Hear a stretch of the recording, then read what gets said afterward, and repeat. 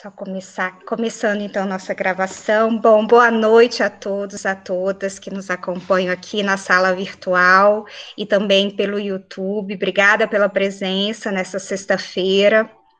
Obrigada, professora Roberta, nossa querida professora de Direito Penal, técnica de sentença na Escola da Magistratura, sempre disposta, né, a atender aos alunos, às alunas, tanto presencialmente, sempre esteve lá atenta aos alunos e alunas, e agora também na forma virtual. Vou fazer aqui uma pequena introdução da professora Roberta, embora não fosse necessária essa introdução, já que todos conhecem aí como professora, como magistrada, mas só para cumprir um ritual, já que, né, esse aulão fica gravado no nosso YouTube para futuras pessoas poderem também compartilhar desse conhecimento.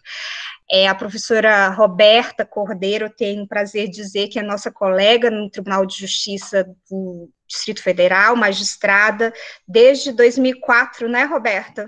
2004, uma turma depois da sua. Exatamente. Ela é, então, doutora em Direito e Políticas Públicas pelo Uniceub, mestre pelo IDP, professora de Direito Penal e Processo Penal e também técnica de sentença, juíza do nosso tribunal, tem aí vasta produção, e é minha querida amiga também, eu tenho o prazer de dizer que também é minha amiga, com quem eu tenho aí compartilhado esses anos e o prazer agora na Escola da Magistratura. Roberta, muito obrigada por sua presença, hoje você vai, inclusive, dar aula posteriormente, obrigada pela disponibilidade, obrigada a cada um de vocês que estão aqui presentes, não vou ocupar muito tempo de fala aqui, já passo, então, a palavra para a Roberta. Obrigada, Lília. Obrigada. A recíproca é verdadeira. Um beijo para você. Obrigada pela apresentação, pelo acolhimento e para os alunos também, né? Obrigado por estarem aqui numa sexta-feira à noite, né? Podia estar fazendo tanta coisa, mas nós vamos estudar. Vocês podem ter certeza que isso vai levar vocês aonde vocês quiserem, aonde vocês desejarem, né, Lília? Aconteceu com a gente e vai acontecer com eles também. Eu tenho certeza disso, né? Eu vim de São Paulo, a minha trajetória foram 8 anos estudando, né, porque eu queria prestar concurso em São Paulo. Minha família está lá, eu queria. A primeira vez que eu fiz concurso aqui na magistratura, graças a Deus eu passei, não me arrependo de jeito nenhum, sou uma pessoa extremamente feliz, eu acho que o lugar que eu estou hoje era para eu estar. Deus sabe de tudo, e Ele leva a gente exatamente para onde a gente tem que ir, a gente tem que acreditar, a gente tem que fazer a nossa parte, a gente tem que estudar e acreditar em Deus, mesmo em tempos difíceis, gente. As dificuldades estão aí para a gente vencer. Se a vida fosse muito fácil, não teria graça nenhuma. Todo mundo que tem uma vida fácil perde a graça. Então, eu acho que uma vez eu fui reclamar com um promotor em São Paulo, né, eu não passava no concurso, não passava, ele falou assim, quando você joga uma semente na terra, o que você põe em cima dela? A terra. Então, ela nasce devido à dificuldade. Ela sai ali de dentro da terra e sai uma planta linda.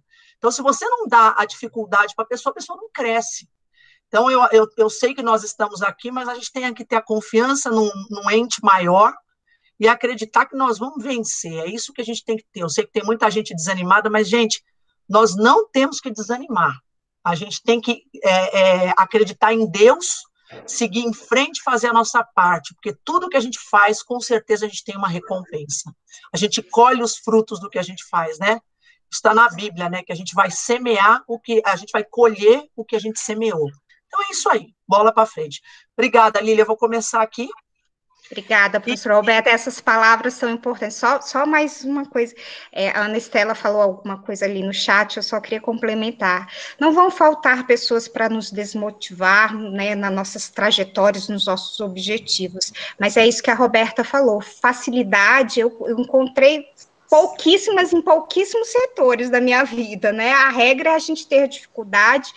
e essa força, né, que vem a partir do objetivo traçado, não nos deixa desistir. É isso que a gente tem tentado mostrar para vocês, e todos esses nossos eventos e essa partilha de trajetórias é para mostrar isso. Eu desconheço quem conseguiu com facilidade, né? Nós temos trajetórias como a Roberta, que saiu do seu estado, vindo para um lugar em que não conhecia ninguém, e durante anos tentando, né, sem desistir. Então, é isso que a gente coloca para vocês. Eu encontrei outras dificuldades, meu período de concursos foi um período em que nós tivemos várias fraudes em concursos públicos, e eu estava tentando, primeiro, outras carreiras, então, muitos diziam, não, o concurso não está dando certo, é melhor desistir, e aí, quando se desiste, aí você nunca vai ter a certeza se conseguiria ou não, né? Tem que persistir,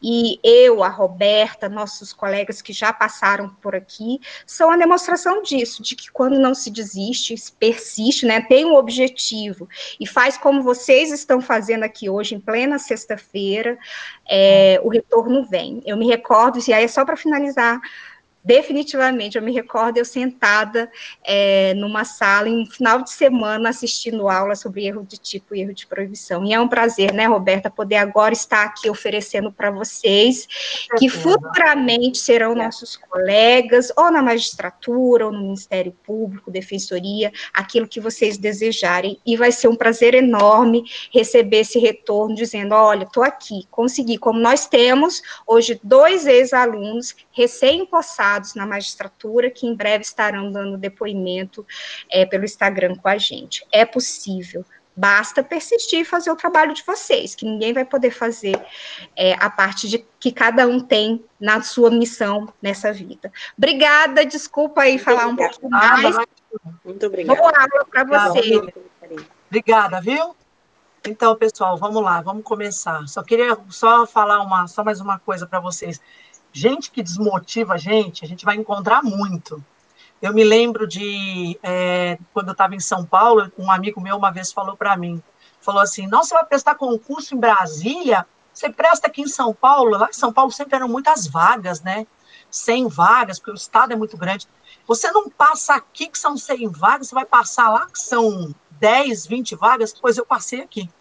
Então, se a gente for ouvir as pessoas que colocam a gente para baixo, e eu falo isso para os meus filhos desde pequenos, se a gente ouve as pessoas, a gente vai encontrar na vida, gente, muito mais gente que joga a gente para baixo do que joga a gente para cima. E ninguém tem que jogar a gente para baixo ou para cima, a gente tem que saber do potencial da gente. Então, eu assim, advogava com a minha mãe, uma vez eu indo na OAB, uma mulher olhou para mim e falou assim, nossa, você está tentando até hoje? Olha, você pode ter certeza que algum dia vão cansar de ver seu nome lá na lista e vão passar você. Então, assim, eu ouvi aquilo, teve uma vez, eu estava no Damásio, né, e fazia o Damásio, e aí ele lançou uma história, né, em quadrinho lá para os concursantes, que chamava o Sapinho Surdo, né? Aí era um sapinho que falava assim para ele, você não vai conseguir, você não vai conseguir. E ele nunca ouvia, porque ele era surdo. Ele conseguiu chegar onde ele queria. Então, eu acho que na vida, a gente tem que ser um pouco surdo e não acreditar no que os outros falam para a gente. Porque é o que eu falei para vocês, gente para derrubar a gente, até hoje a gente tem. Vocês acham que vocês passam no concurso e a vida muda, e é um conto de fada, e aparece uma fada madrinha que vai falar para vocês, não, agora está tudo resolvido. Não, vai continuar tendo, só que a gente tem que saber que existe a força interior e acreditar na gente. E os outros, gente, os outros são os outros. Cada um tem que acreditar no potencial de si mesmo. É isso que eu queria falar para vocês. Uma hora a gente faz uma hora a gente faz uma live aí com a Lília, que eu conto para vocês como é que foi minha trajetória toda. Porque hoje em dia vocês veem assim, nossa, fulano é juiz, fulano é... Mas fulano que é juiz, fulano que é promotor, passou por muitas dificuldades antes, né, de Lília, de chegar onde chegou. Então, assim, uma hora eu conto para vocês como é que foram então, 8 anos. Só abrir o vídeo para falar, vamos marcar. Vai ser um prazer. Estou esperando. Vamos tratar agora uma matéria que cai muito em concurso, muito mesmo, o erro de tipo e o erro de proibição. Né? Eu costumo dar, quando eu dou a matéria erro de tipo e erro de proibição, em momentos diferentes do direito penal. Por quê? Porque, para não confundir, tem autores, salvo engano, o professor César Bittencourt, que ele coloca o erro de tipo e o erro de produção no mesmo capítulo. Já o professor Masson e o professor Sanches, eles colocam no lugar correto. Eu acho muito mais interessante para o aluno entender. Então, vamos começar a teoria do crime, né? Vamos fazer uma recordação aqui. O que é crime, pessoal? O crime, o conceito de crime é o conceito tripartido, né? Tripartite, crime é um fato típico, ilícito e culpável. Hoje, como a gente adota, dentre as teorias da conduta, a teoria finalista, isso não tem muito sentido, saber se o crime é fato típico, ilícito ou típico, ilícito e culpável. Apesar de que, majoritariamente, é fato típico, mais ilicitude, mais culpabilidade. Por quê, professora? Porque, olha só, vamos lá, o que é o fato típico? O fato típico ele é composto de 4 elementos: a conduta, o resultado, o nexo causal e a tipicidade. Dentre as teorias da conduta, eu tenho algumas teorias. A primeira teoria que surgiu foi a teoria naturalista ou causalista ou mecanicista, criada por Franz von Liszt no século XIX. E ele dizia o quê? Que a conduta era a mera causação de um resultado, seja ele qual for. Então, essa teoria, ela era o desvalor do resultado, ou seja, interessava não como a conduta tinha sido praticada, mas se aquela conduta tinha causado um resultado. Se causou um resultado, a gente responde pelo crime, se não causou, ele não responde. O dolo e a culpa, nessa época, não eram analisados dentro da conduta, pessoal. O dolo e a culpa, nessa época, estavam dentro da culpabilidade. Dentro dessa época da teoria naturalista, eu tinha uma teoria lá na culpabilidade que se chamava teoria psicológica. Essa teoria, ela dizia que o dolo e a culpa eram espécies de culpabilidade e a imputabilidade era seu pressuposto. E eram espécies da culpabilidade o dolo normativo e a culpa. Aí, depois da teoria naturalista ou naturalística ou mecanicista ou clássica, criada por Franz von Liszt, nessa época, então, a responsabilidade era objetiva. Por que a responsabilidade é objetiva? Porque eu não tenho dolo e culpa dentro da conduta. Eu tenho dolo e a culpa dentro da culpabilidade. Essa teoria, ela evoluiu e ela passou por uma teoria chamada teoria neocantista. A teoria neocantista, ela surge bem no começo do século XX. Ela data mais ou menos de 1907. E o criador da teoria neocantista, deixa eu pegar aqui minhas anotações, que eu não lembro o nome desses alemães, não. Tá aqui. A teoria neocantista foi Edmund Mesmer. Foi nas primeiras décadas do século XX, mais ou menos em 1907. Entre a teoria naturalista e a teoria neocantista, nós temos, entre a teoria naturalista e a finalista, nós temos a neocantista. A teoria neocantista, ela não evolui muito, não. Enquanto a teoria naturalista tratava a conduta só como ação, a teoria neocantista, ela coloca a conduta como ação ou omissão. Mas o dolo e a culpa permanecem na culpabilidade. Então, nessa época, era fundamental que o crime fosse um fato típico, mais ilicitude, mais culpabilidade, porque o dolo e a culpa estavam na culpabilidade. Quando surge a teoria neocantista, o dolo normativo e a culpa, eles não são mais espécies de culpabilidade, eles passam a ser os elementos da culpabilidade. Então, eu passo a ter na teoria neocantista, contemporânea à teoria psicológico-normativa da culpabilidade, o dolo e a culpa como elementos da culpabilidade junto com a imputabilidade. E agrega um terceiro elemento, que é a exigibilidade de conduta diversa. Entre 1930 e 1960, surge a teoria finalista. Quem é o idealizador da teoria finalista? Hans Welzel. O que Hans Welzel faz quando surge o finalismo, pessoal?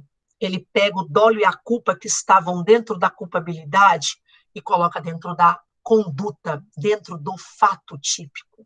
Então, a conduta, ela passa a ser uma ação ou omissão, dolosa ou culposa, consciente e voluntária, dirigida a uma finalidade.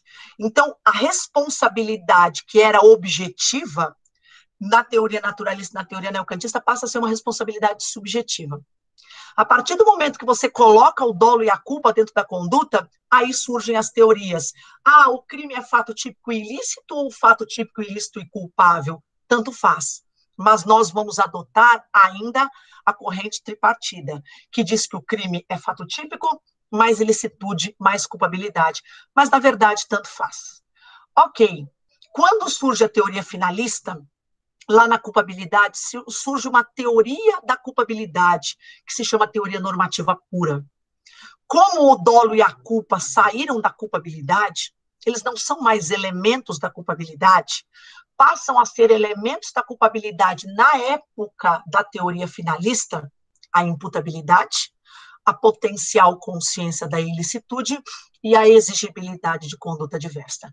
Então, o cenário que nós temos hoje, a partir do surgimento do finalismo, é que o fato típico é composto de 4 elementos: a conduta, que é dolosa ou culposa, o resultado, o nexo causal e a tipicidade. O segundo elemento é a ilicitude, o segundo elemento do crime. Ele não tem elementos, ele só tem excludentes, que são a legítima defesa, o estado de necessidade, o estrito cumprimento do dever legal e o exercício regular de direito, como excludentes legais. E a excludente supralegal da ilicitude é o consentimento do ofendido. E a culpabilidade, que tem como elementos hoje a imputabilidade, a potencial consciência da ilicitude e a exigibilidade de conduta diversa. Pois bem, esse é o cenário da teoria do crime. E o erro de tipo, professora, entra onde? Se são elementos do fato típico, a conduta, o resultado, o nexo e a tipicidade, o erro de tipo é uma excludente legal do fato típico. Porque o erro de tipo, o que é o erro de tipo, pessoal? O erro de tipo é uma falsa percepção da realidade. No erro de tipo, o agente imagina na cabeça dele que ele não está praticando um crime, quando ele, na verdade, está. Então, por exemplo, eu vou numa festa e eu levo meu celular e em um determinado momento eu coloco o celular dentro da bolsa e largo a bolsa num determinado local. Quando eu vou embora, eu vou pegar a minha bolsa, eu confundo a minha bolsa com a de outra pessoa, porque elas são idênticas ou parecidas, e levo a bolsa de outra pessoa. Eu acabei de praticar o artigo 155 do Código Penal. Eu acabei de furtar, eu acabei de subtrair coisa alheia móvel. Mas eu tive a intenção de fazer isso? Não. Por quê? Porque eu errei. Então, eu errei porque na minha cabeça aquela bolsa era minha. Então, esse é o erro de tipo. É um erro sobre a realidade. É um erro sobre uma situação fática. Só que essa realidade, esta situação fática, elas estão descritas como elementar de um tipo incriminador, ou como uma elementar de um tipo permissivo, ou como uma circunstância de um tipo incriminador, ou como dados acessórios de um tipo incriminador. Pessoal, o erro de tipo é um erro que incide sobre os elementos que compõem o tipo. E quais os elementos que compõem o tipo? Então, professora, as elementares e as circunstâncias. Só que quando eu falo em tipo, pode ser tanto tipo incriminador quanto tipo permissivo. Então, quais as elementares que eu errei nesse caso? Eu não sabia que eu estava subtraindo coisa alheia móvel. O que são elementares do crime, pessoal? Elementares são elementos essenciais à existência do crime. Sem uma elementar, o tipo penal desaparece ou se transforma em outro. Então, eu posso dizer, pegando aí o crime do artigo 123, que é matar, sob a influência do estado puerperal, o próprio filho durante o parto ou logo após, o infanticídio. Os elementos que compõem o tipo penal são chamados de elementares. A ausência de um deles gera uma atipicidade absoluta ou relativa. Por exemplo, se eu tirar a mãe, se eu tirar o próprio filho, se eu tirar durante o parto ou logo após a influência do estado puerperal, eu não vou ter infanticídio, eu posso ter outro tipo penal. Mesma coisa dos crimes funcionais. Se eu tirar a elementar funcionário público, aquele tipo não subsiste. Ou vai subsistir outro, vai gerar uma atipicidade absoluta, ou não vai existir nenhum. Pois bem, e as circunstâncias? O que são circunstâncias, pessoal? A palavra circunstância vem de circunstare, quer dizer que é estar ao redor. Circunstância é todo elemento que está no tipo penal mas se eu retirar a circunstância, o tipo permanece o mesmo. Se vocês pegarem, por exemplo, o artigo 157 do Código Penal, ali tem subtrair para ser ou para outra coisa alheia móvel mediante violência ou grave ameaça, ou depois de haver reduzido a vítima à impossibilidade de resistência. Aí você tem o parágrafo 2º, parágrafo 2º A, parágrafo 2º B. E aí, isso são circunstâncias do crime, porque não é necessário que essa subtração seja praticada com arma branca, com arma de fogo de uso restrito. Então, para você saber o que é uma elementar, o que é uma circunstância, retira hipoteticamente do tipo penal. Se o tipo penal desaparecer, se transformar em outro ou nenhum, aquilo é uma elementar. Se for circunstância, o tipo penal permanece o mesmo. O homicídio, matar alguém, não me interessa se é por motivo fútil, se é por motivo torpe, isso são circunstâncias do crime. O erro de tipo é exatamente o erro sobre essas elementares, sobre essas circunstâncias.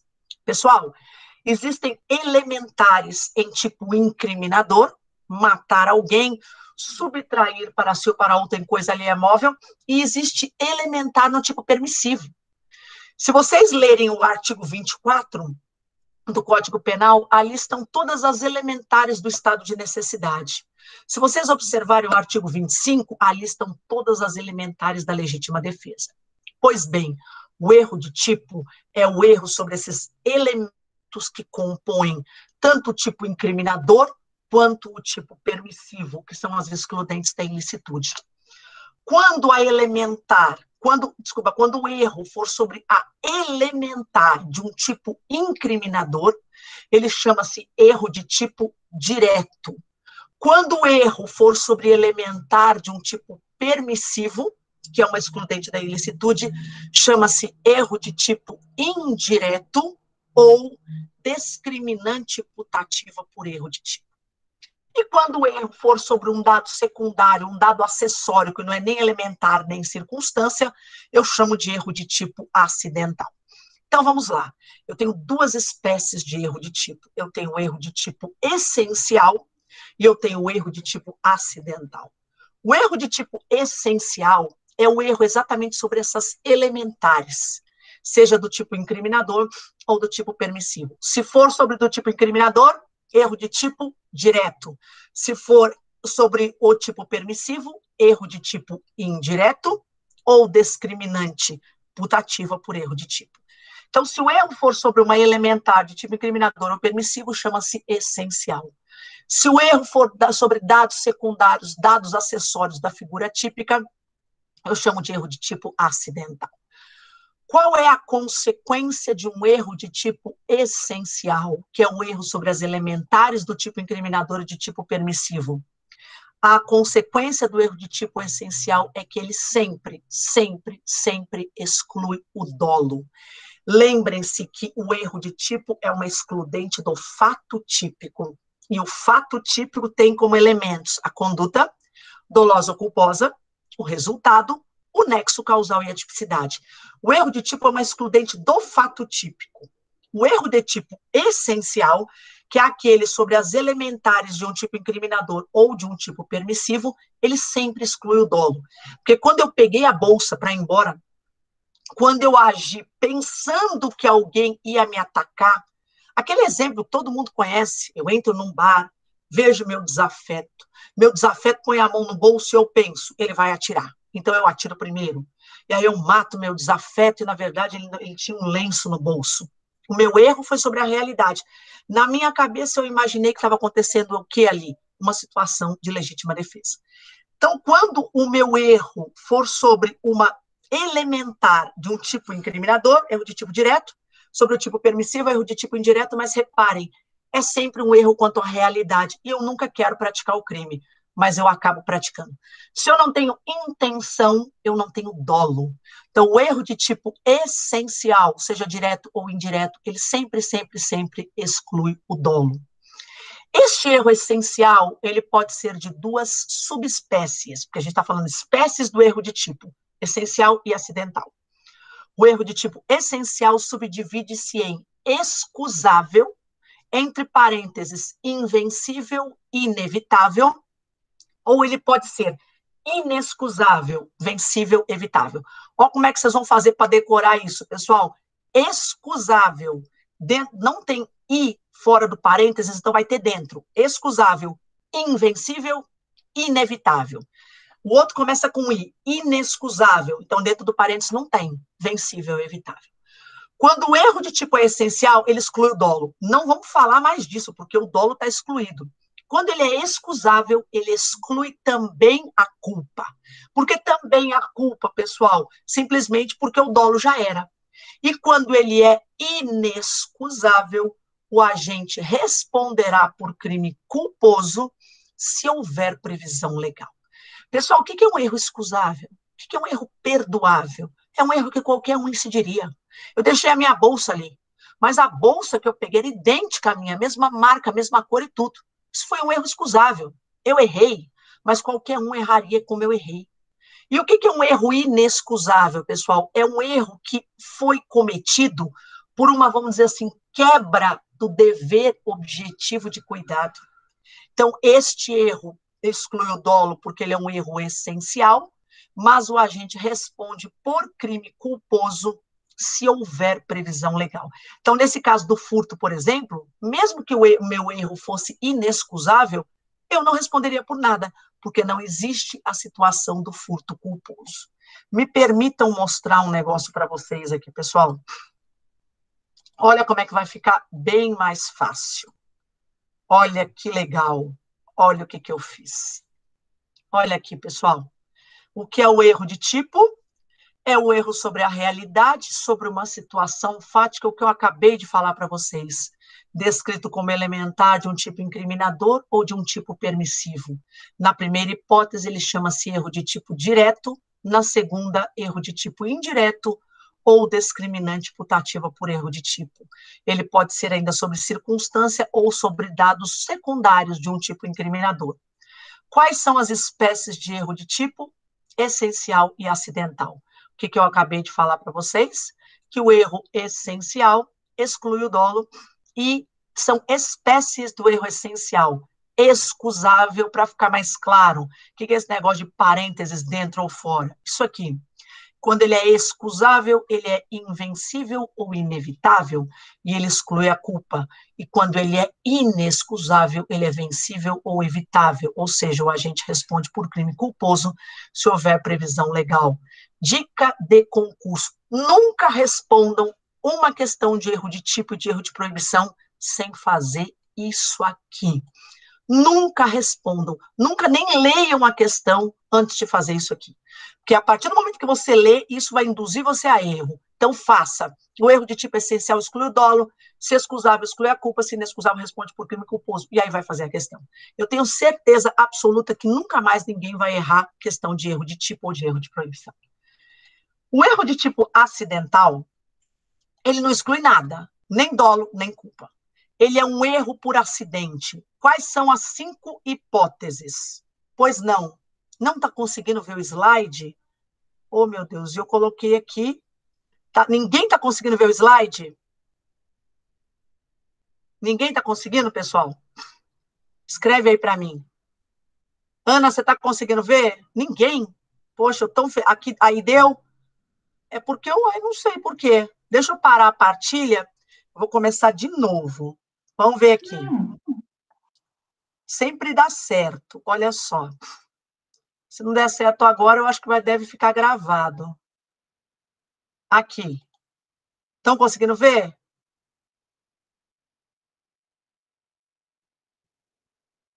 Tá claro? Então tá bom. Aqui. O slide está aqui. Ainda não, Jailton, mas eu acho que provavelmente depois vai estar disponível. Qualquer coisa eu mando para vocês. Pode ficar bem tranquilo, tá? Então tá aqui, ó. O erro de tipo, o conceito, as espécies e aqui o erro essencial e o erro acidental. O acidental, como eu falei para vocês, não exclui nem dolo, nem culpa, provavelmente porque é celular, mas depois vai estar disponível. O erro acidental não exclui nem dolo, nem culpa. Espécies de erro acidental. Eu gosto de mostrar isso aqui e depois eu paro. Quem está vendo, ok. Quem não está vendo, depois eu mando, eu compartilho com vocês o arquivo sem problema nenhum. Erro de tipo acidental, nem dolo nem culpa. Espécies, erro sobre a coisa ou sobre o objeto, chamado de error in objeto. erro sobre a pessoa, error in persona. Este está definido no artigo 20, parágrafo 3º. Aí eu tenho o erro na execução ou aberratio ictus, resultado diverso do pretendido ou aberratio criminis, também chamado de aberratio delicti, e o erro sobre o nexo causal, que pode ser de duas espécies. O erro sobre o nexo em sentido estrito, o dolo geral ou aberratio causae. Tá? Então, essas são as 5 hipóteses de erro de tipo. Uma vez eu estava dando aula num cursinho, saiu o edital, eu acho que foi para procurador do Banco Central. Acho que foi isso. E aí, no edital estava escrito assim, delitos aberrantes. Eles vieram perguntar para mim, professor, o que é isso de delitos aberrantes? São essas aberrácios aqui, pessoal.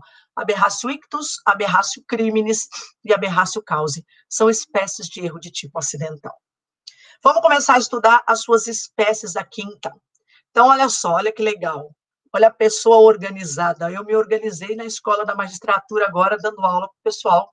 E eu fiz esse arquivo aqui. Esse arquivo tem tudo da teoria do crime. Depois eu compartilho com vocês. Fui eu que fiz. Erro sobre a coisa ou sobre o objeto. Esse não tem definição na lei. O que é um erro sobre a coisa ou sobre o objeto? Está aí. O agente confunde o objeto material do crime, atingindo o outro que não o desejado. Quero furtar arroz, furto café. Quero danificar o carro de A, danifico o carro de B. Qual é a diferença? Nenhuma. O agente vai responder pelo crime que ele queria praticar. Se eu quero subtrair A e subtraio B, eu respondo por furto. Se eu quero danificar A e danifico B, eu respondo por dano. Simples assim. Então, o erro acidental, ele não exclui nada, nem dolo, nem culpa, porque é um acidente. Porque, na verdade, eu quis praticar o crime, mas eu pratiquei de maneira errada ou de uma maneira desastrada. Além do erro sobre a coisa, eu tenho o segundo, erro sobre a pessoa. Esse já tem previsão legal. Ele está no artigo 20, parágrafo 3º do Código Penal. E, nesse erro, ocorre uma equivocada representação da realidade quanto à pessoa visada pelo agente. Olha só, pessoal, deixa eu ver se eu acho aqui o artigo 20, parágrafo 3º, fala assim, ó, o artigo 20, parágrafo 3º, o erro quanto à pessoa contra a qual o crime é praticado não isenta de pena. Não se consideram, nesse caso, as condições ou qualidades da vítima, senão as da pessoa contra quem o agente queria praticar o crime. Conceito está aqui. Nesse erro, ocorre uma equivocada representação da realidade quanto à pessoa visada pelo agente. Eu quero matar meu pai. Eu confundo meu pai com o vizinho e atiro no vizinho. Reparem, no erro sobre a pessoa, no erro sobre a pessoa, a pessoa pretendida que eu queria matar, que era o meu pai, por exemplo, ele não sofre nenhum perigo, porque eu confundo meu pai com o vizinho e vou lá e atiro no vizinho. Por isso que eu digo que é o erro na representação mental. Nesse caso, como é que eu vou responder, pessoal? Pelo resultado na vítima efetiva, com as características da vítima virtual, ou seja, pelo resultado morte, com as características da vítima virtual. Quem? O meu pai. Se eu queria matar o meu pai, eu respondo pelo homicídio e com a agravante de ser praticado o crime contra a ascendente. É exatamente isso que diz o artigo 20, parágrafo 3º. Ele fala, não se consideram as condições ou qualidades da vítima, senão as da pessoa contra quem o agente queria praticar o crime. Esse é o erro sobre a pessoa. Quero matar A, confundo A com B, mato B. Como é que eu respondo? Pelo resultado em B, com as características de A. Esse é o erro sobre a pessoa. Diferente disso, então, vamos já fazer uma distinção. No erro sobre a coisa, é de coisa para coisa. É de coisa para coisa. Então, eu quero subtrair uma coisa e subtrair outra coisa. Esse é o erro sobre a coisa, de coisa para coisa. O erro sobre a pessoa é de pessoa para pessoa. Eu confundo A com B e mato B, eu vou responder como se eu tivesse matado A. E o erro na execução, pessoal, ou aberratio ictus, do artigo 73 do Código Penal. Nesse erro, ocorre uma equivocada, na execução, é aquele em que o agente acaba atingindo uma pessoa diversa da pretendida, sem equivocada representação da realidade, mas a pessoa que eu quero matar, ela está corretamente representada. Essa é a grande diferença. No outro, é um erro na representação mental. Nesse caso, o agente acaba atingindo a pessoa diversa da pretendida, embora corretamente representada. Esse erro na execução, então agora eu quero matar meu pai está do lado de uma outra pessoa, eu erro na execução e atinjo a outra pessoa. Reparem, nesse caso, o meu pai corre risco. No primeiro, não. No primeiro, eu confundi meu pai com o vizinho, matei o vizinho, responde como se eu tivesse matado meu pai. No erro na execução ou aberratio ictus, eu tenho meu pai e tenho o vizinho do lado. É um desvio no golpe. Eu atiro no meu pai, por erro na execução, eu mato o vizinho. Como é que eu respondo, professora? Existem duas espécies agora de erro na execução. O erro na execução pode ser com resultado único ou unidade simples, que é esse caso. Eu quero matar meu pai está do lado do vizinho, eu atiro no meu pai e acerto o vizinho. Nesse caso, o artigo 73 manda aplicar a regra do artigo 20, parágrafo 3º. Como é que eu respondo? Pelo resultado na vítima que morreu, que eu chamo vítima efetiva com as características da vítima virtual. Então, no erro na execução, com resultado único ou unidade simples, aplica-se o disposto no artigo 20, parágrafo 3º, e o agente responde pelo resultado em quem eu matei, pelo homicídio, com as características da vítima virtual, ou seja, como se eu tivesse matado meu pai. O segundo caso, a segunda espécie de erro na execução, é o erro com resultado duplo ou unidade complexa. Nesse caso, eu quero atingir meu pai. Nesse caso, eu acerto tanto meu pai quanto o vizinho. Como é que é a responsabilidade do agente aqui? Nos termos do artigo 70 do Código Penal, concurso formal de crimes. O agente responderá pelos 2 crimes praticados por ele. Um a título de dolo, outro a título de culpa. O segundo resultado, que é por erro, não pode ser por dolo eventual, porque se eu tenho dolo eventual, eu não tenho erro. Essa é a diferença. Isso é muito bem explicado no livro do professor Kleber Masson. Olha só, ele diz assim, resultado diverso do pretendido, né, que eu escrevi aqui para vocês. O agente, além de atingir a pessoa inicialmente desejada, ofende pessoa ou pessoas diversas que ele não queria. O agente responderá em concurso formal próprio ou perfeito. Lembra no artigo 70 que o agente fala, quando o agente, por uma ação ou omissão, pratica 2 ou mais crimes idênticos ou não, ele responderá pela pena do crime mais grave, aumentada em qualquer caso de 1/6 até metade.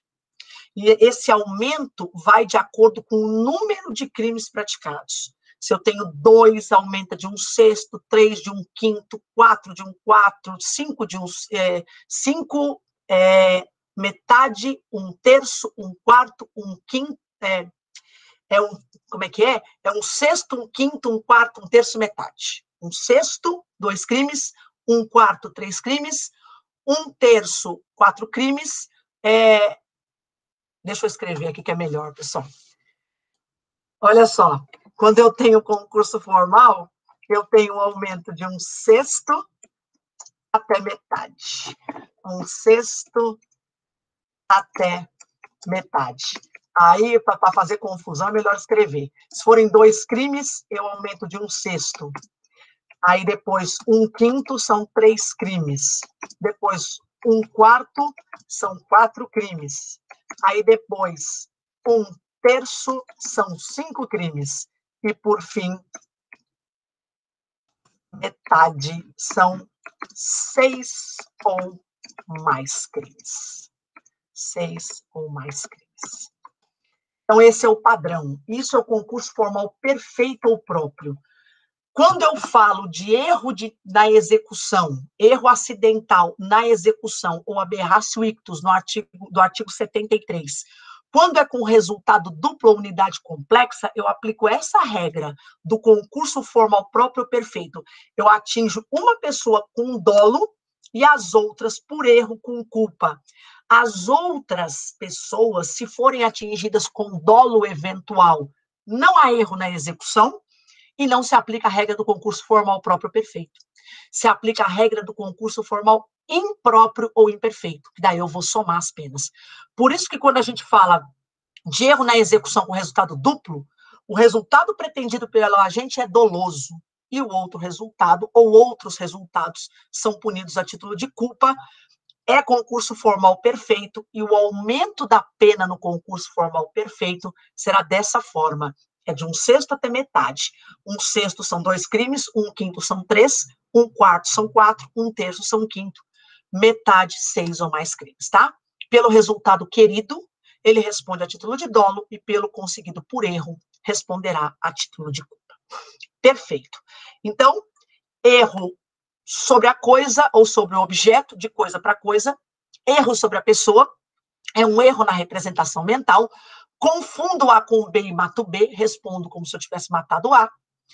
Erro na execução, eu tenho 2 pessoas ou mais, uma que eu pretendo não matar e as outras que correm perigo. Este erro na execução pode ser com resultado único, quero matar uma pessoa e por erro mato a outra, respondo nos termos do artigo 20, parágrafo 3º, ou posso matar as 2 ou mais. Nesse caso, o resultado querido é doloso e os não queridos são culposos. Eu respondo nos termos do artigo 70, em concurso formal próprio ou perfeito. Ok, aí aqui tem, né, eu fiz depois, eu mando para vocês o arquivo, vou deixar à disposição da Escola da Magistratura. Aí tem aqui a regra do concurso formal, as espécies de concurso formal, no final estava aqui, ó, espécies de concurso formal perfeito ou próprio, etc. Passamos para o próximo resultado diverso do pretendido, aberratio criminis ou aberratio delicti. Este está no artigo 74 do Código Penal, e aí eu peço licença para vocês para ler o artigo 74, que fala assim: fora dos casos do artigo anterior, que é o 73, que é o erro na execução. Quando o agente, por acidente ou erro na execução do crime, sobrevém resultado diverso do pretendido, o agente responde por culpa, se o fato é previsto como crime culposo. Se ocorre também o resultado pretendido, aplica-se a regra do artigo 70, que é o concurso formal. Gente, se o erro sobre a coisa é de coisa para coisa, se o erro sobre a pessoa é de pessoa para pessoa, se o erro na execução é de pessoa para pessoa, o resultado diverso do pretendido, o erro é de coisa para pessoa ou vice-versa. Olha o conceito que eu dou aqui para vocês. O agente também, por acidente ou erro no uso dos meios de execução, atinge bem jurídico distinto daquele que pretendia atingir. Vou dar um exemplo para vocês que aconteceu lá na minha vara em Samambaia, segunda vara criminal. Tava acontecendo um problema familiar lá, né? E chamaram a polícia por causa de violência doméstica. E quando a polícia chegou, saiu um cara em disparada da casa, que era o cunhado, e o outro vem correndo com um pedaço de pau na mão e taca na cabeça desse cara. Esse cara abaixou. Quando ele abaixou, a viatura chegou. Adivinha onde é que o pedaço de pau foi parar? Na viatura. Então, ele queria praticar um crime contra o cunhado, uma lesão, um homicídio, o que for, mas ele praticou um dano. Exatamente isso é o resultado diverso do pretendido. Podia acontecer de forma diversa. Ele queria atingir a viatura, por exemplo, que estava chegando, que ele não queria que ninguém tivesse chamado a polícia, e atingisse o cunhado. Esse é exatamente o resultado diverso do pretendido. Reparem, o erro é de coisa para pessoa, de pessoa para coisa. O bem jurídico atingido é distinto do inicialmente pretendido. É isso. Esse resultado diverso do pretendido, ele também pode ser de 2 espécies, pessoal. Com o resultado único, ou unidade simples, e com o resultado duplo, ou unidade complexa. A mesma coisa que a gente falou no erro na execução.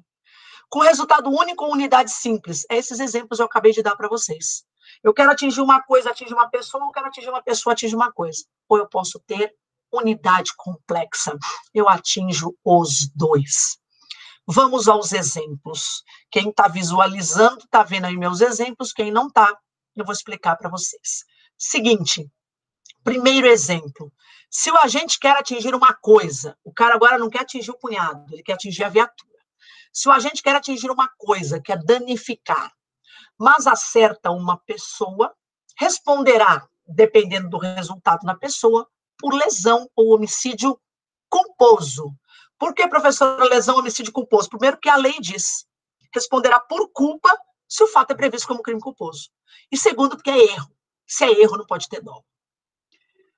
Segunda hipótese, agora o do cunhado. Se o agente quer atingir uma pessoa, jogou lá o pedaço de pau no cunhado, mas por erro acerta a viatura, acerta uma coisa, danificando-a, responderá, existe dano culposo? Não. Ele responderá, então, por o quê? Pela primeira conduta dele, por tentativa de homicídio ou de lesão, dependendo da sua intenção. Então, ele queria atingir o cunhado, sei lá, ou com lesão ou com homicídio, mas ele danificou. Primeiro, o dano dele foi culposo. Não se pune o dano culposo no direito penal. Aliás, dos crimes contra o patrimônio, o único que admite a modalidade culposa é a receptação. Então, o dano culposo é resolvido na área civil. E a dois, por quê? Um dano não poderia absorver uma tentativa de homicídio ou de lesão. Então, aqui nesse caso, responde por tentativa de homicídio ou de lesão, dependendo da sua intenção. Terceira e última hipótese. E aí, então, as duas primeiras hipóteses que eu dei é o resultado diverso do pretendido com o resultado único. Quer atingir uma coisa, atinge uma pessoa, quer atingir uma pessoa, atinge uma coisa. O terceiro exemplo é o resultado diverso do pretendido com resultado duplo ou unidade complexa.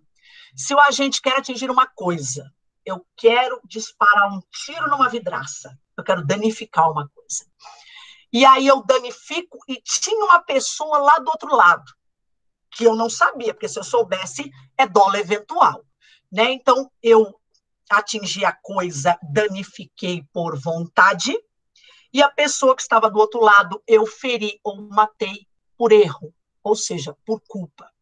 Então, se o agente quer atingir uma coisa, danificar, e atinge esta e uma pessoa, responderá por, nos termos do artigo 70, responderá em concurso formal perfeito ou próprio, pelo dano doloso e pela lesão ou homicídio culposos. Tá? Então, essas são as hipóteses que podem advir do resultado diverso do pretendido. Então, tanto o erro na execução quanto o resultado diverso do pretendido, que são diferentes, o erro na execução previsto no artigo 73, o resultado diverso do pretendido previsto no artigo 74, podem ser com um resultado único ou unidade simples, ou com resultado duplo ou unidade complexa. E o último erro acidental, pessoal, é chamado de erro sobre o nexo causal. O dolo geral é uma espécie do erro sobre o nexo causal. O que é esse erro sobre o nexo causal? Assim como o erro sobre o objeto, ele não tem previsão na lei. Então, a gente tem o erro sobre a pessoa, no artigo 20, parágrafo 3º, o erro na execução, no artigo 73, no artigo 74. Esse erro sobre o nexo, ele não tem previsão legal. Mas é o caso em que o resultado desejado se produz, mas por um nexo diferente. Eu quero matar a pessoa de determinado modo. Eu mato, mas não com aquele nexo. Eu mato de maneira diferente da planejada. Olha lá as espécies, pessoal. Letra A. Erro sobre o nexo causal em sentido estrito. Letra B. Dolo geral. Dolo geral, também chamado de erro sucessivo ou aberratio causae, que a gente escreve causae. O que é o erro sobre o nexo em sentido estrito? A diferença dos dois é muito simples, tá?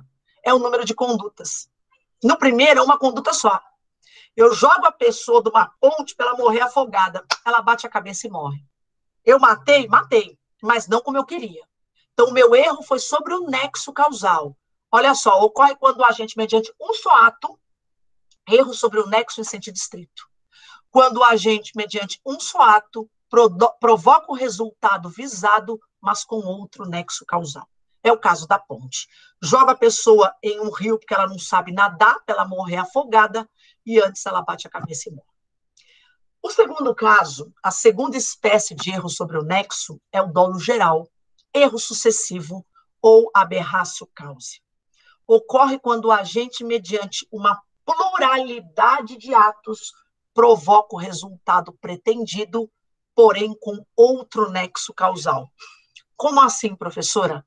Aconteceu um caso, a gente pode dar como exemplo aqui o caso do Nardoni. Assim, para vocês entenderem, é interessante, mas eu não acredito, sinceramente, que isso aconteceu na prática. Mas o mais comum aqui que eu dou como exemplo nas minhas aulas é o caso daquela advogada Mércia, que morreu em São Paulo, e que quem matou foi o namorado, que também era advogado. Ela era advogada, ele também. Como que ocorre o dolo geral? Eu realizo uma conduta, e pensando ter atingido o resultado, eu realizo uma nova conduta. E é no segundo momento que eu atinjo o resultado. O que aconteceu com a Mércia? O namorado dela deu um tiro nela, achou que ela estava morta, colocou ela dentro de um Honda Fit e afundou no lago. E ela morreu pelo afogamento. O que aconteceu com o Nardoni? O cara bateu na criança, achou que a criança estava morta e jogou pela janela. Quando que a criança morreu? Com a segunda conduta. Quando que a Mércia morreu? Com a segunda conduta. Esse é o dolo geral.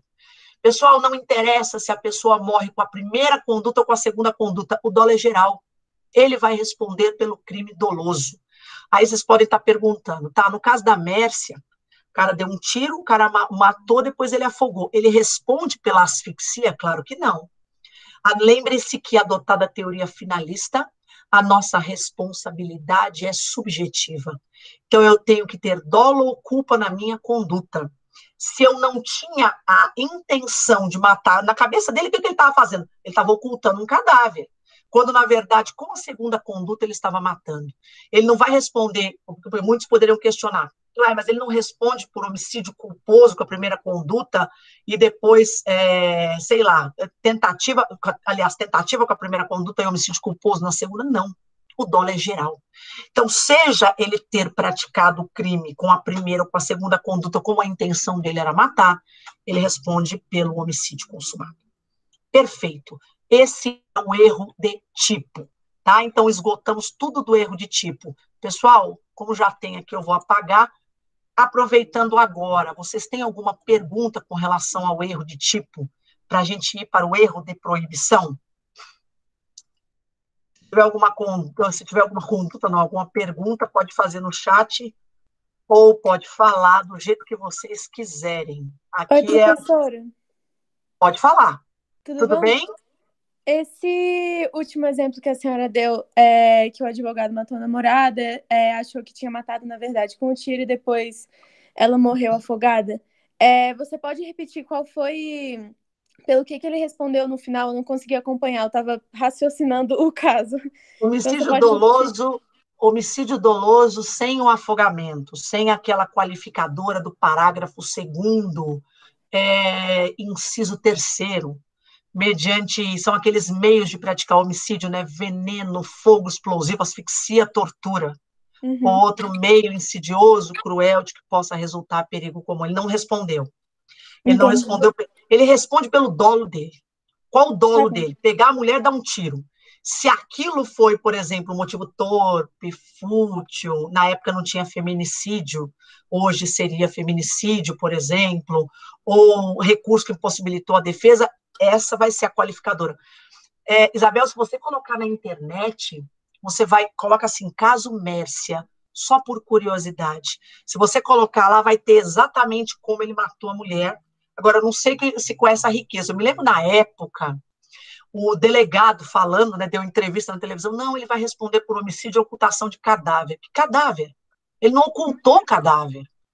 Quando ele jogou ela no rio, ela estava viva. Ela morreu com a segunda conduta. Repare, o erro dele é quanto ao nexo.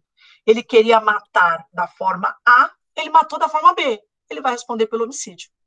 Como eu falei, né? Se não, Isabel, você pode falar assim, não, no primeiro caso foi tentativa. E no segundo foi consumado, mas foi culposo. Porque ele não queria matar daquela forma. O dolo é geral.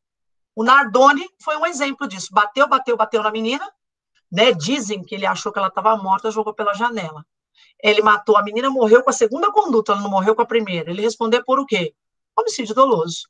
E é sempre homicídio doloso. O dolo geral, seja com a primeira ou com a segunda conduta, ele sempre vai responder pelo crime doloso. Entendi, Lá, obrigada, o João colocou no chat aí, Mércia Nakashima, exatamente, é esse caso. Coloque lá, caso Mércia Nakashima, inclusive ele foi a pessoa que fez a própria defesa no tribunal do júri. Ele advogou em causa própria no tribunal do júri, porque ele era advogado e ela era advogada também, tá? Entendi, obrigada. Mais alguma coisa, pessoal? Podem perguntar o que vocês quiserem, do jeito que vocês quiserem. Estou aqui à disposição. Nada mais? Então, vamos para quem está vendo a tela aí. Eu vou partilhar agora a culpabilidade. Pessoal, aqui. O que é culpabilidade? Esse arquivo está bem legal, tá? Depois eu passo para quem quiser. Culpabilidade é um juízo de reprovação que incide sobre o fato típico e ilícito praticado pelo agente. Eu gosto muito do conceito que diz que culpabilidade, pessoal, é um pressuposto de aplicação da pena. Quando a gente fala que culpabilidade é um pressuposto de aplicação da pena, eu acho que tudo fica resolvido. Quem tem culpabilidade terá pena. Quem não tem culpabilidade vai ser absolvido. Ou a absolvição vai ser própria, ou vai ser imprópria. Quando a absolvição é própria, eu não tenho nenhuma sanção. Quando a absolvição é imprópria, eu tenho uma sanção. Lembram qual é? Medida de segurança. Olha aqui, pessoal.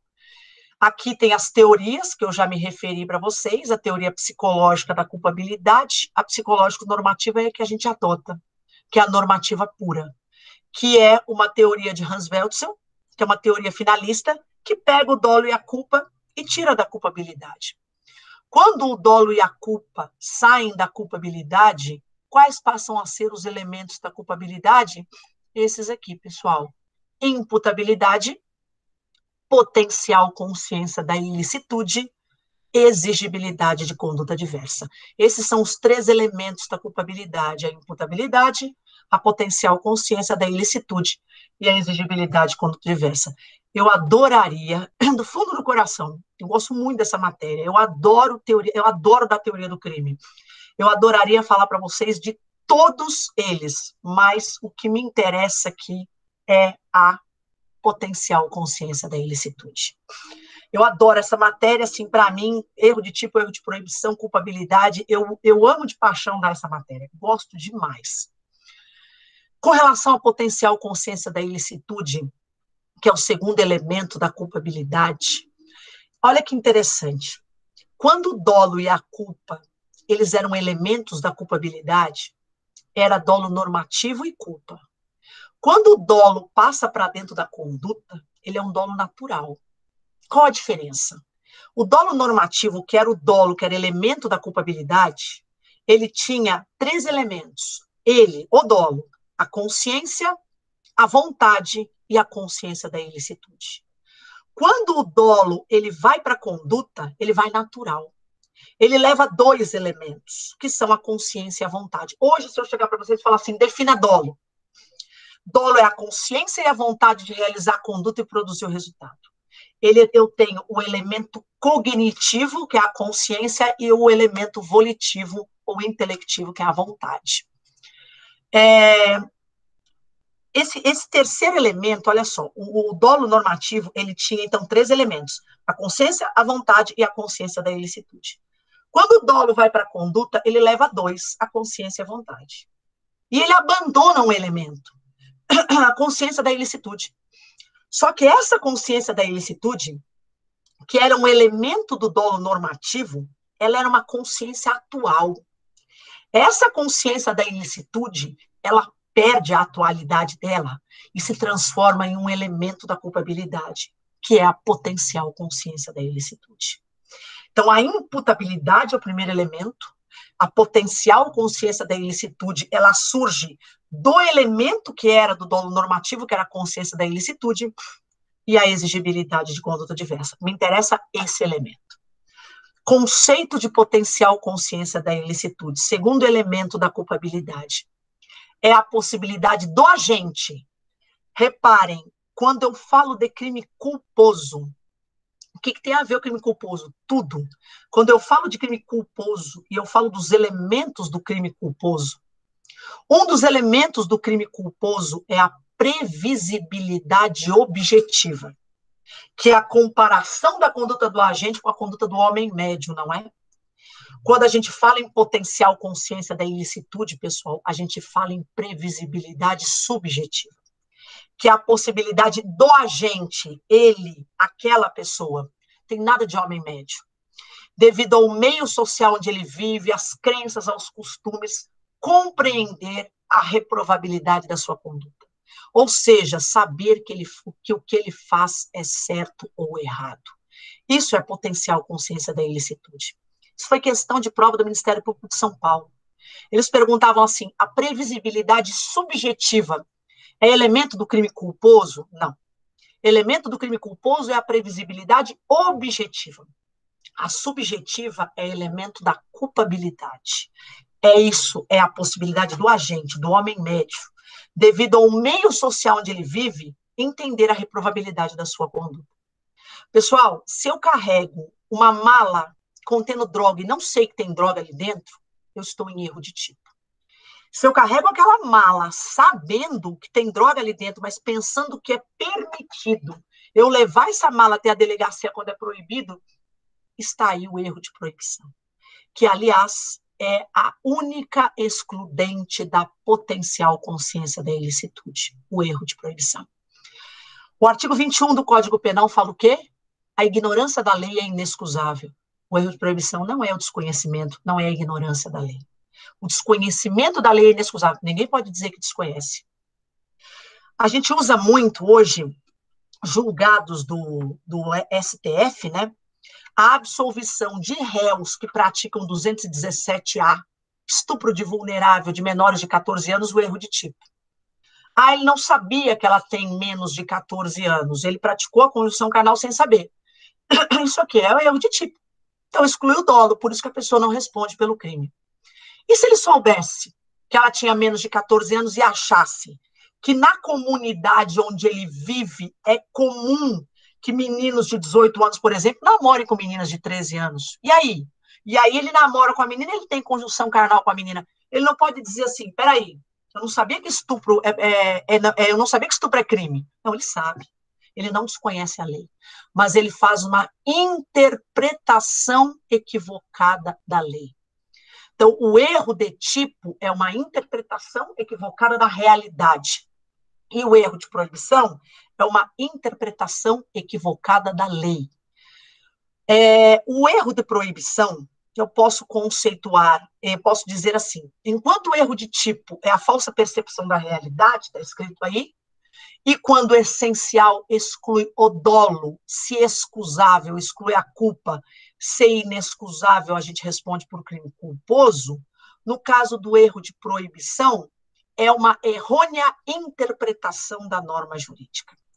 Pessoal, assim como o erro de tipo, não é que o erro de tipo pode ser sobre o tipo incriminador ou o tipo permissivo, e o erro de tipo pode ser, e nos dois casos ele é essencial.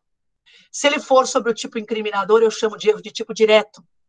Se for sobre o tipo permissivo, eu chamo de erro de tipo indireto. Aqui é a mesma coisa. O erro de proibição ele pode ser direto ou indireto, dependendo de onde ele incide. Se o meu erro é sobre uma norma, o tipo incriminador, ele é um erro de tipo direto. Se for sobre um tipo permissivo, é erro de tipo indireto. Como seria um erro sobre o tipo permissivo, professora?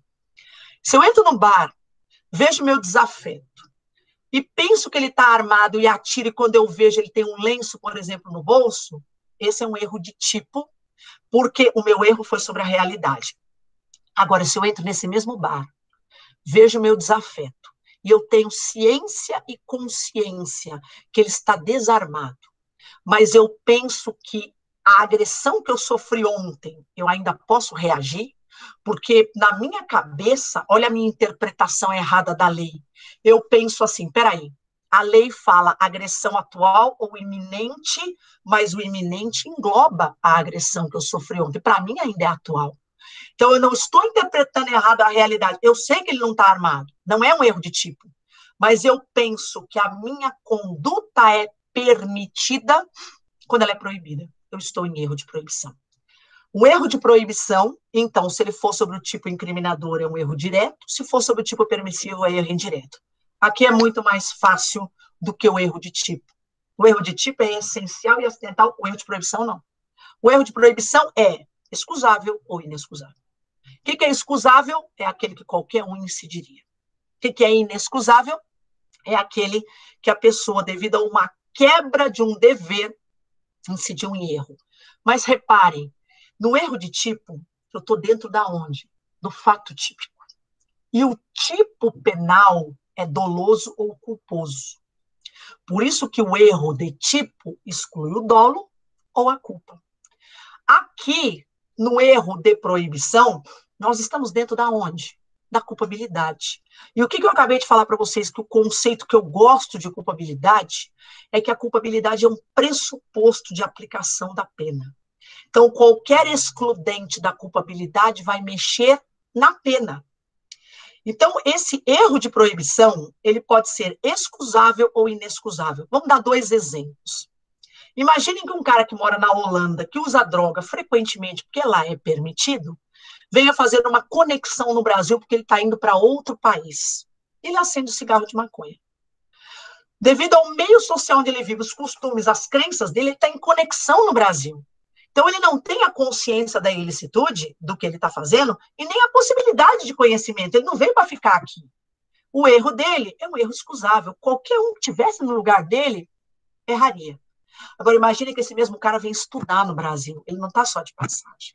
Pessoal, ele pode não ter a consciência atual, mas ele tem a potencial, a possibilidade de saber e de conhecer a ilicitude do fato. Quando o erro, o que eu falei? O erro de tipo exclui um elemento da culpabilidade, que é a potencial consciência da ilicitude. E a culpabilidade é um pressuposto de aplicação da pena.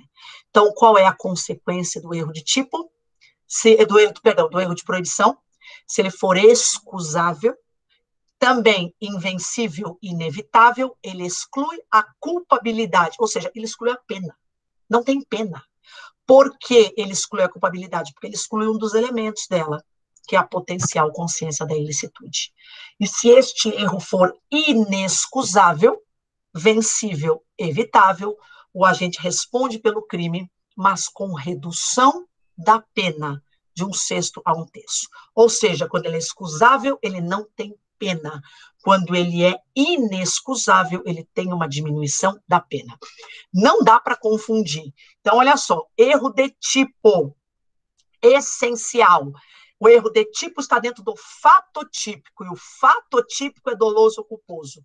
Se ele for essencial, ele exclui o dolo, excusável exclui a culpa, inexcusável responde por crime culposo. Aí tem as hipóteses de erro acidental que não exclui nem dolo nem culpa. E se for um erro de proibição, que ele está dentro da culpabilidade, então ele vai mexer com a pena. Se ele for excusável, ele exclui a pena e, portanto, a culpabilidade, porque exclui a potencial consciência da ilicitude.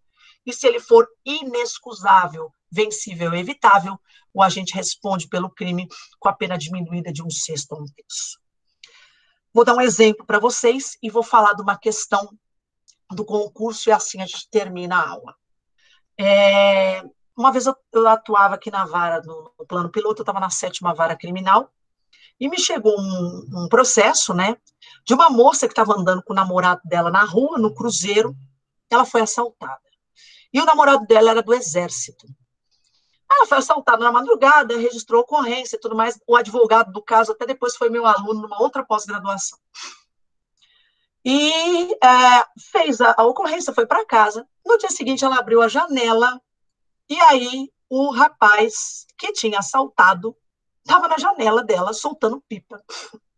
Ela foi na delegacia, falou, sabe o assalto de ontem? O rapaz está lá na porta, soltando pipa. Como é que você sabe que é ele? Ele está com o tênis do meu namorado, eu reconheci. Pronto. Identificou o réu, não houve prisão desse réu. Não me lembro por que não houve prisão, acho que ele era primário. Em depoimento, depois, na fase do processo já, eu já não sei se ele foi preso, mas não foi decretada preventiva, enfim. Durante o processo, o namorado dela afirmou de forma contundente que era uma arma assim, assim, assim, porque ele era do Exército. O Ministério Público pediu a busca e apreensão, eu determinei a busca e apreensão, e foram encontradas na casa dele várias munições de uso restrito. Não foi encontrada nenhuma arma. O Ministério Público, então, no processo, aditou a denúncia para incluir outro crime. Então, ele estava respondendo não só por roubo, mas também pela posse daquela munição de uso restrito, 9 milímetros, aí tinha eram algumas munições. E o advogado, na defesa dele, na defesa preliminar, veio arguir exatamente o erro de proibição. Ele dizia o seguinte, que a lei diz que é proibido portar e possuir arma. Ela não fala nada de munição. Então, ele não tinha a consciência da ilicitude, portanto, ele pedia o erro de proibição.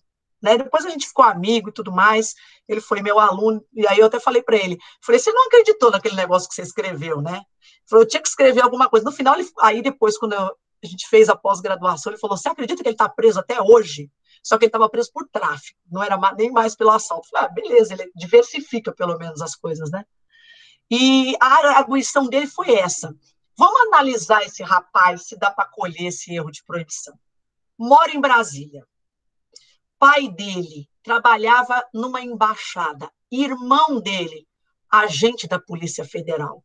Pessoal, ainda que ele não tivesse a consciência atual, ele tinha a possibilidade de conhecimento da ilicitude, devido aos costumes, ao meio social onde ele vive, suas crenças, etc. Tá? E a questão. Uma vez caiu numa prova, então eu queria deixar bem claro o seguinte, como existe erro de tipo indireto, que é sobre a excludente da ilicitude, e erro de proibição indireto, existe discriminante putativa por erro de tipo e discriminante putativa por erro de proibição, né? Eu dei o exemplo para vocês da legítima defesa. Entro no bar, vejo o desafeto, penso que ele está armado, atiro nele, na verdade ele tinha um lenço. Isso é uma discriminante por erro de tipo.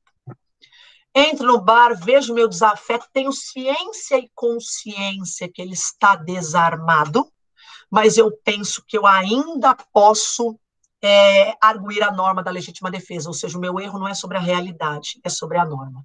Discriminante putativa por erro de proibição. Esta é a teoria da culpabilidade, chamada teoria limitada. A teoria normativa pura, que fala que são elementos da culpabilidade, né, a imputabilidade, a potencial consciência da ilicitude e a exigibilidade de conduta diversa, essa teoria normativa pura, ela se subdivide em estrita ou extremada e limitada. A teoria limitada, que a gente adota a teoria normativa pura, na modalidade limitada, ela fala que existe discriminante putativa por erro de tipo e por erro de proibição. A discriminante putativa por erro de tipo é um erro sobre a realidade, e a por erro de proibição é uma falsa interpretação da norma. Pois bem, qual era a questão da prova? Foi uma questão de uma prova de delegado, faz muito tempo essa questão. Eles perguntavam assim, a discriminante putativa exclui. Letra A, tipicidade. B, ilicitude. C, culpabilidade. E D, punibilidade. Se é discriminante real, eu não teria dúvida nenhuma que eu colocaria excluir a ilicitude. Porque a discriminante, quais são as discriminantes? Estado de necessidade, legítima defesa, estrito cumprimento de dever legal, exercício regular de direito. A discriminante, quando ela realmente está acontecendo, ela exclui a ilicitude. E quando ela é putativa, pessoal? Bom, daí ela pode ser por erro de tipo ou por erro de proibição. Então, a discriminante putativa exclui tipicidade, ilicitude, culpabilidade e punibilidade. De cara, nós tiramos a ilicitude e a punibilidade. Ficaram duas. Tipicidade e culpabilidade. Resposta correta, ela exclui a culpabilidade. Uai, professora, não tinha duas respostas? Exclui a tipicidade, porque pode ser por erro de tipo, e o erro de tipo exclui a tipicidade? E também exclui a culpabilidade, porque exclui a potencial consciência da ilicitude. Gente, eu acho que o concurso foi muito técnico, e assim, eu achei muito bem elaborada a questão. Quando a gente fala de erro de tipo, o erro de tipo não exclui a tipicidade. O erro de tipo exclui o dolo e a culpa. E o dolo e a culpa estão na conduta. Então, o erro de tipo exclui o fato típico. Quando a discriminante putativa é por erro de tipo, ela exclui o dolo. Se excusável, exclui a culpa. Se inexcusável, responde por crime culposo. Então, está errado, a meu ver, está errado falar que o erro de tipo exclui a tipicidade. E o erro de proibição exclui a culpabilidade, para mim está perfeito. Mas olhem só, esse concurso, como eu falei para vocês, foi muito técnico. A meu ver, estava perfeito. A única resposta correta era a letra C, exclui a culpabilidade. Eu acho que até tinha uma letra E, mas eu não lembro o que era, mas tinha tipicidade, ilicitude, culpabilidade e punibilidade, com certeza. Mas não descartem nunca assinalar numa resposta que o erro de tipo exclui a tipicidade. Porque tem muitos examinadores que não são técnicos. E eles falam, bom, se o tipo é doloso ou culposo, se eu excluir o dolo e a culpa, eu estou excluindo o próprio tipo. Então, exclui a tipicidade. Então, assim, grosso modo, a questão tinha duas respostas mesmo. Exclui a tipicidade e exclui a culpabilidade. Mas, na prática, se a gente parar para analisar, pessoal, o erro de tipo, ele não exclui a tipicidade, ele exclui o dolo. Ah, mas o tipo é doloso. Concordo. Mas a conduta é dolosa ou culposa. Se ele exclui o dolo, exclui a culpa, ele está excluindo o primeiro elemento do fato típico. E, portanto, o fato típico como um todo, e não a tipicidade. Então, a resposta correta para mim era discriminante putativa, a legítima defesa putativa exclui a culpabilidade, e não a tipicidade. Mas eu já vi inúmeras provas colocando que discriminante putativa por erro de tipo ou erro de tipo excluem a tipicidade. Pessoal, era isso. Sinceramente, do fundo do meu coração, eu gostaria muito de continuar falando com vocês, mas a matéria era erro de tipo e erro de proibição, e eu vou dar aula no segundo horário. Eu quero saber se, assim, isso não tem nada a ver, eu quero saber se realmente vocês têm alguma dúvida, que eu estou aqui para dirimir qualquer dúvida que vocês tenham. Pessoal, eu vou, olha só, muitas pessoas têm meu Instagram, professora Roberta Cordeiro. Quem quiser esse material, me manda uma mensagem, eu passo meu telefone e eu envio o material para vocês. Eu fiz um resumo de teoria do crime total e ali também tem um resumo de dosimetria de pena, tá? Inclusive uma dosimetria de pena feita. Se vocês quiserem qualquer coisa, qualquer material que vocês quiserem, eu estou disposta. Podem pedir para mim, eu só não vou deixar meu número aqui, porque isso aqui vai para o YouTube. Então, assim, se vocês quiserem, mandem mensagem lá no Instagram, eu mando meu número pessoal e mando o material para vocês sem problema nenhum. Quem mandar lá, eu estou mandando para vocês o material, tá? Agradeço, pessoal, do fundo do coração a presença de vocês. Força, fé. Pode não ter concurso agora, mas concurso é uma coisa que não para. Pensem... Beleza, Ana. Olha só. Pensem que o concurso, ele está parado, mas ele não é inexistente, pessoal. Eu fiquei 8 anos reclamando. Quando saiu uma prova, eu não passava. Eu falava, pô, que raio que saiu a prova agora? A prova vai sair no momento que tiver de sair. A prova vai sair no momento que vocês estiverem preparados. Acreditem em Deus que tudo vai dar certo, tá? Confiança, pessoal. Primeira coisa que vocês têm que ter. Um beijo para vocês. Obrigada pela participação. Fiquem com Deus. Eu estou disponível para vocês sempre quando vocês precisarem. Qualquer dúvida, eu estou lá e eu respondo tudo que vocês quiserem, tá? Um beijo para vocês. Oi. Fala, Júlio, desculpa. A senhora pode repetir lá do... A senhora vai passar no Instagram, a senhora falou? Não, se você quiser, assim, como isso daqui vai ficar aberto, eu não vou dar meu número pessoal aqui, manda uma mensagem no Instagram para mim, fala, professora, eu acabei de ter aula com você, eu mando meu número para você no privado lá, e você me manda uma mensagem e eu te envio o material, sem problema nenhum. Aliás, Roberta Cordeiro? Professora Roberta Cordeiro. Tá? Você me acha lá, fica tranquilo, não tem muita Roberta Cordeiro, não, só tem o professora Roberta Cordeiro, só tem eu lá. Tá bom? Então pode me mandar lá, pode mandar lá no feed que eu respondo para você, agora passo meu número e passo material para vocês, viu? Muito obrigada, Roberta. Obrigada a vocês. Fiquem com Deus. Ah lá, o Jailton já colocou o Instagram lá. Fiquem com Deus, pessoal. Um beijo para vocês. Tchau, tchau. Boa noite, tchau.